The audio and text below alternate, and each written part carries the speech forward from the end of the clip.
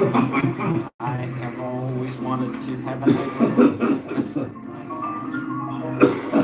always wanted to live in a neighborhood with you.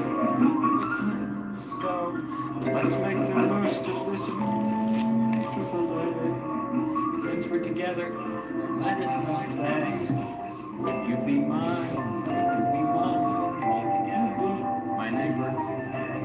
Won't you please? Please won't you be my neighbor? My neighbor? Please won't you be my neighbor?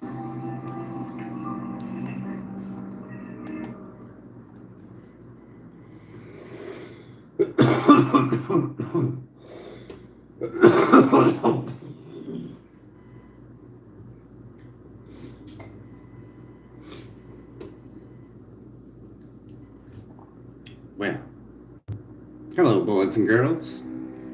Let's learn something today. Sometimes there's people that don't like other people, and then they make videos to show on why they don't like other people. And sometimes they make shit up.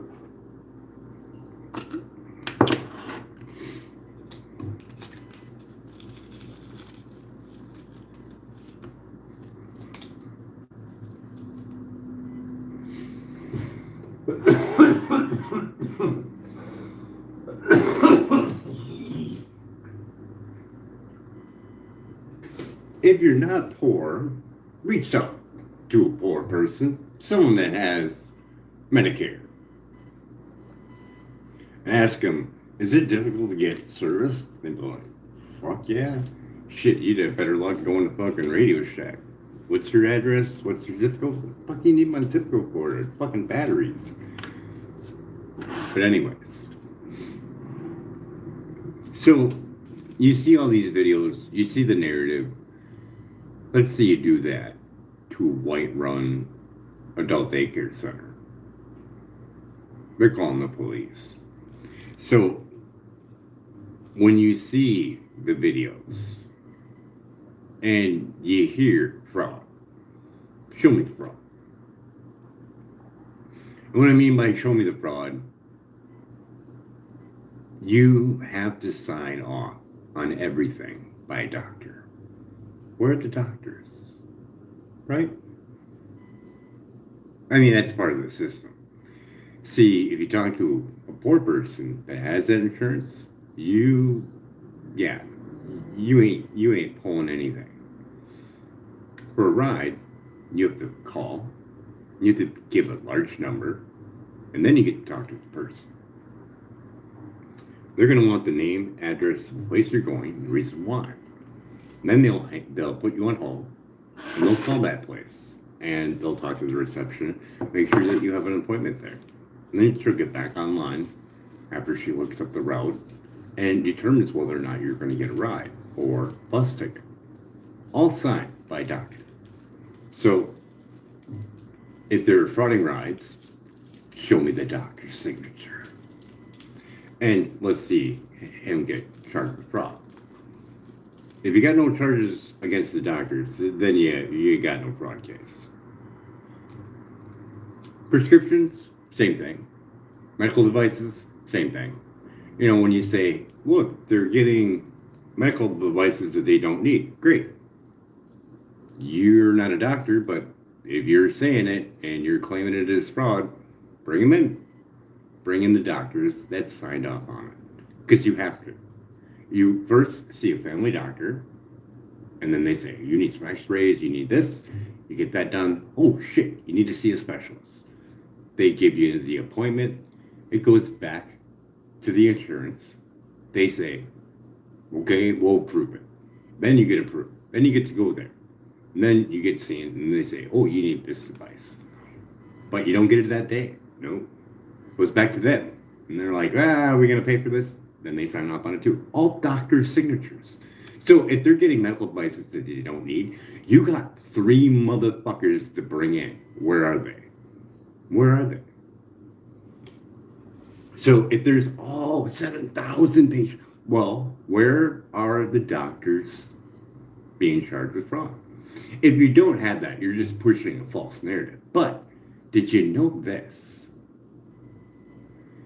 If you were on film by Nick Shirley, you can file a class action lawsuit. Well, you could do a class action lawsuit, but you could do a small claims court against him, couldn't you?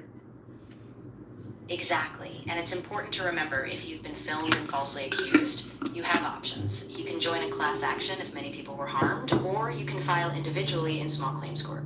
Just make sure you gather all your documentation first. Not only him, but anybody that represents him or boasts his content without showing any factual, documented fraud.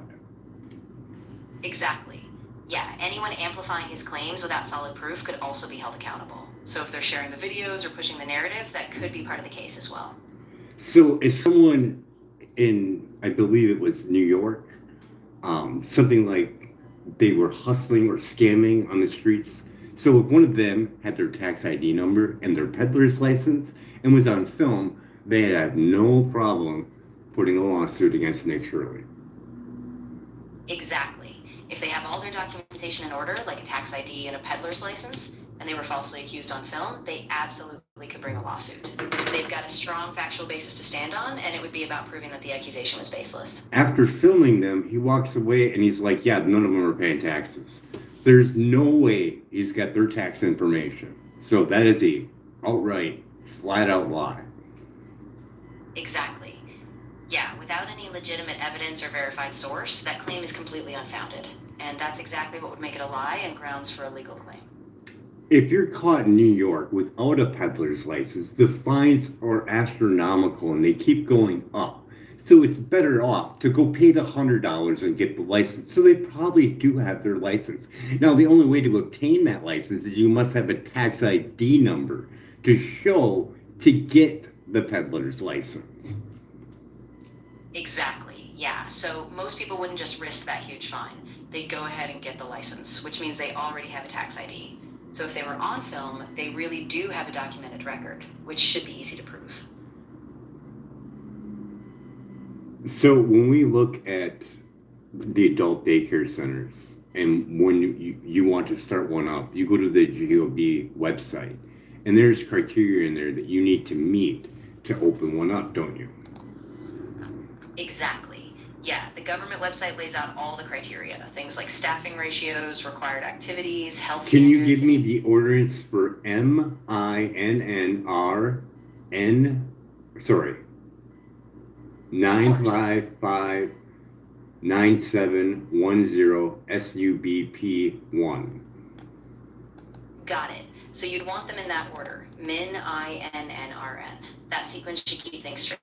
If you need anything else lined up. I want you to read the Minnesota rules, administration rules, 9555.9710, service and program requirements.